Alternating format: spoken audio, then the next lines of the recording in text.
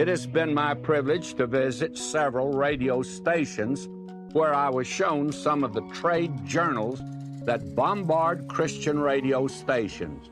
The pressure's on them to increase their listening audience. They must yield or their ratings will go down drastically. Let me give you a quotation or two in order to let you know what is being dished up for you in the future on radio.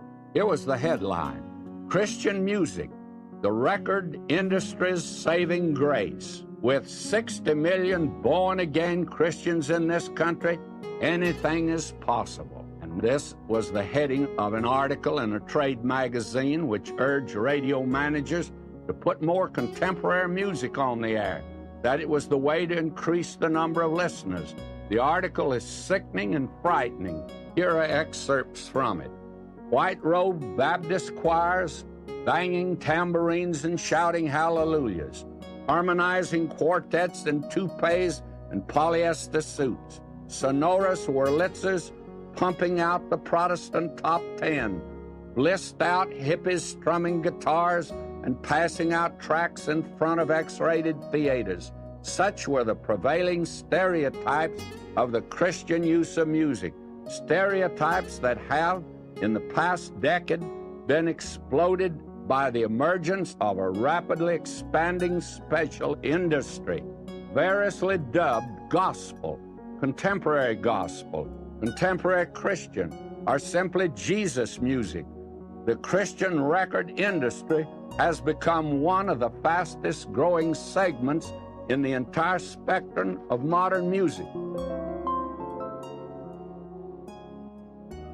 Even George Cornell sent out a signal.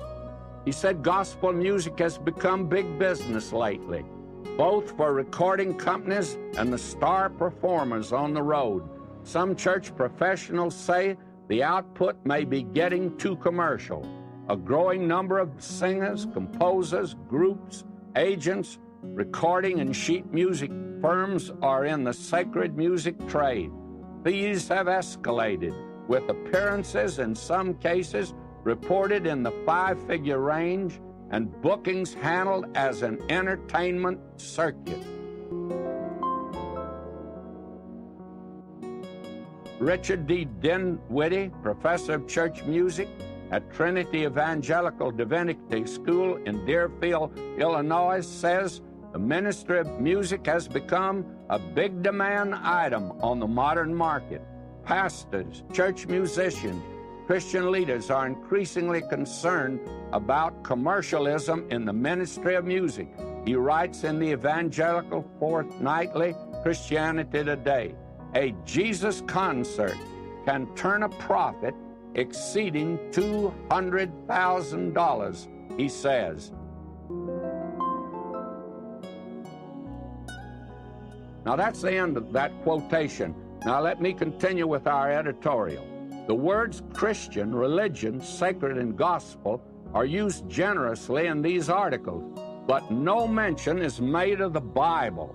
The Bible is kaput. That is, it's out. Contemporary preaching goes along with the contemporary music. The Bible is not up front, even in this department. Other titles are adopted, but the Bible is left out. A new vocabulary is used, which is the slang of the marketplace. The explanation for this radical change in the format is that we must use new methods to reach this generation. This rationalization sounds strangely familiar. When I began my seminary training, the fight between fundamentalists and modernists was coming to an end.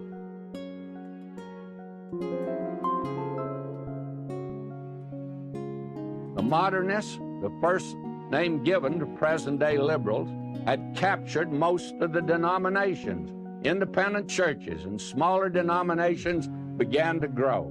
There was a period of real Bible teaching that ensued. That was the period when Bible teaching grew by leaps and bounds to meet the needs of many hungry hearts. Liberalism was bankrupt. It could not survive the Depression and the Second World War. Now there has appeared in the arena men who say that we must use modern methods to reach the people and increase the head count. Yes, that sounds familiar. And today, Jesus, and will you listen now to this very carefully, today Jesus is made a piece of merchandise to sell to people in seminars, books, radio, and TV shows. The Bible is only a prop to use as bait to catch the unwary believer.